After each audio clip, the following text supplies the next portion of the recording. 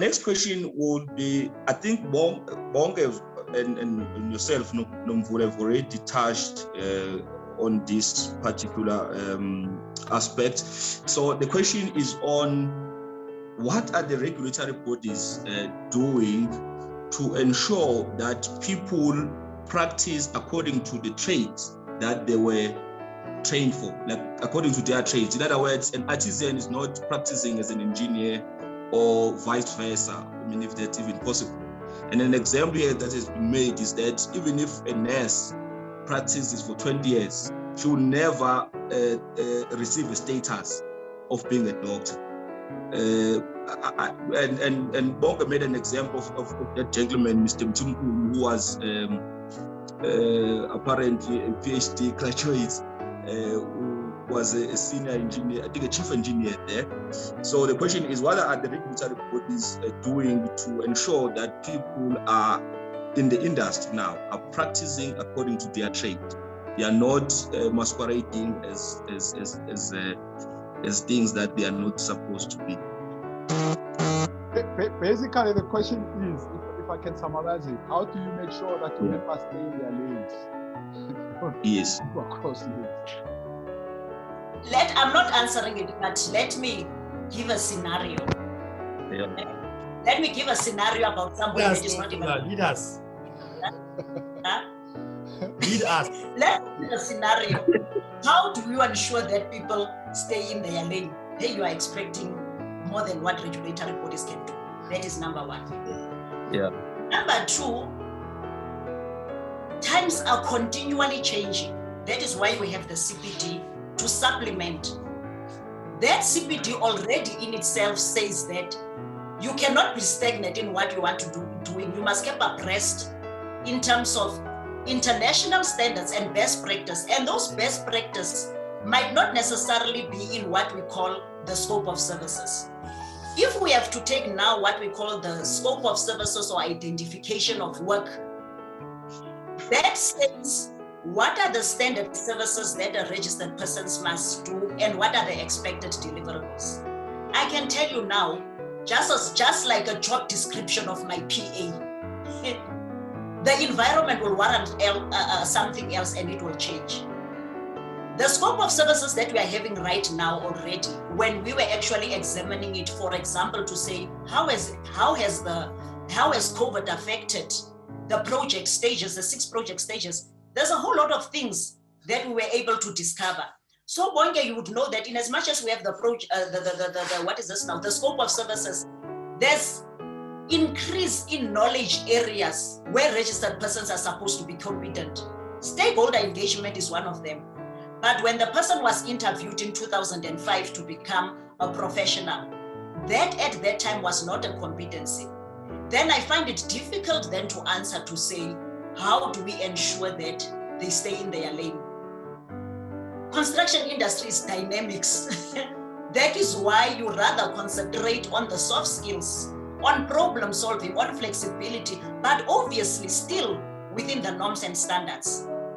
Different projects will require different approaches, even if it's within what is prescribed as the 6 project stages. So I am not sure how then the regulatory bodies will ensure that the individual members stay in their lane. Look, we have to give them some credit here. They are professionals, meaning they definitely know what they are doing. But we still all make mistakes, even if we think that we know. So for me, the scope of services is not a guarantee that there won't be incidences on site, that there won't be accidents on site as we are seeing. Just like my driver's license is not a guarantee that I will not get involved in an accident. I don't know how to answer it, but I'm thinking that to put that responsibility on the statutory body, guys, you can't even put the responsibility of me being accountable of every step of what my son does. You also cannot place that responsibility on me. At the end of the day, there's still the individual. So that is why we're talking ethics, we're talking credibility. That is why there's a professional conduct to guide them to say, this is what we are expecting in terms of professional conduct. These are experts, they are captains of the industry. I'm not saying that they are not without any mistakes, but they are captains of industry. But let us not only concentrate on the things that have gone wrong, just like in the medical professions, things do go wrong.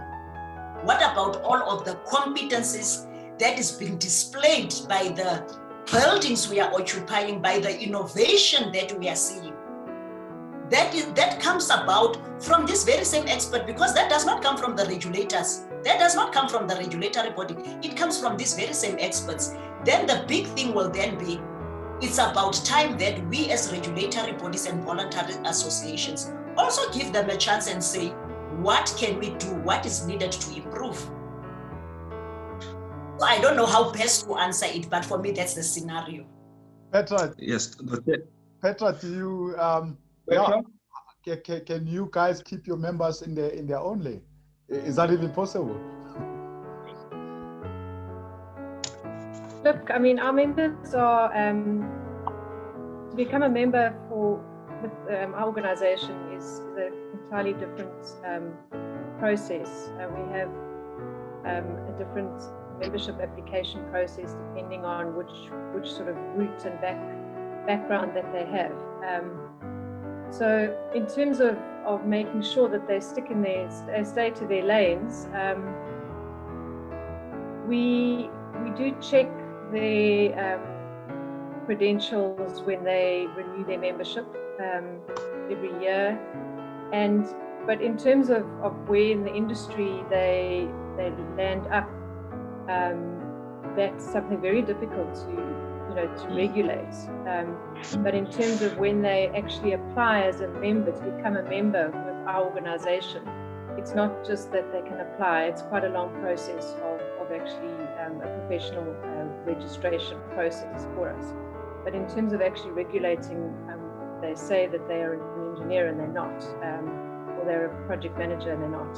If they say they belong to our organization and they don't, then there are obviously severe consequences for that. But Nomvula, it's a question I'd like to understand, and Bonke, within our industry, who within our government, basically, I mean, other than the building inspectors, I suppose, would be, keeping an eye on that. But unfortunately, that normally only happens if there are accidents and investigations into accidents that have happened. So it's only ever really done post issues that have happened. It's a very difficult thing to police, I think, across industry. Yeah. So, but good question, Mlondi. Yeah. I'm sure it's something we have to look into in terms of monitoring and evaluation mechanisms. I don't know how it can possibly be done, but maybe something that the regulatory bodies could most probably look into. I don't know how.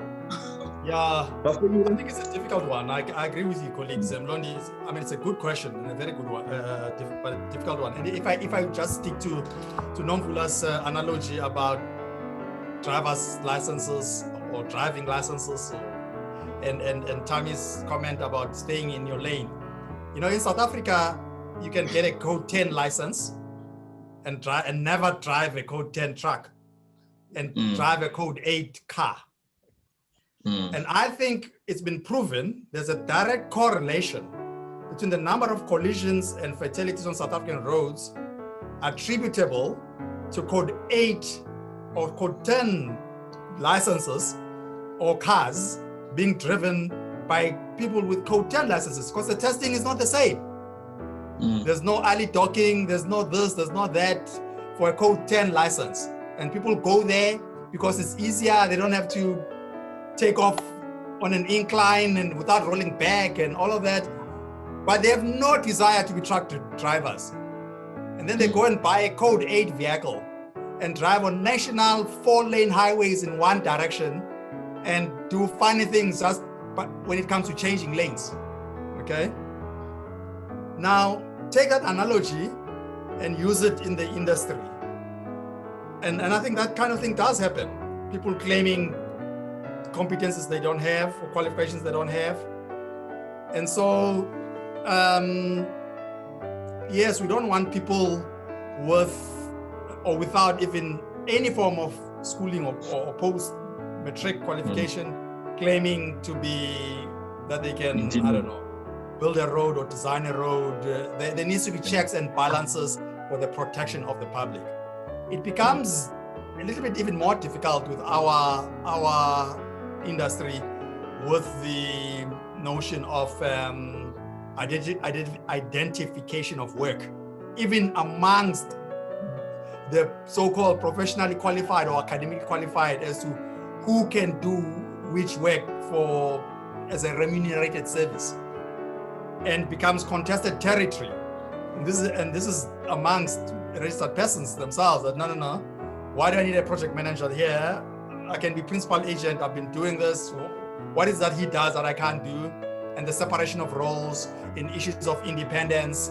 So there needs to be a policing of the landscape, so that you don't have people masquerading as things they are not. And of course, there's issues of South Africa is this progressive country that sometimes I think is running ahead of itself in terms of the sophisticated legislation that governs some of the things we do, in that then you have the Competition Commission.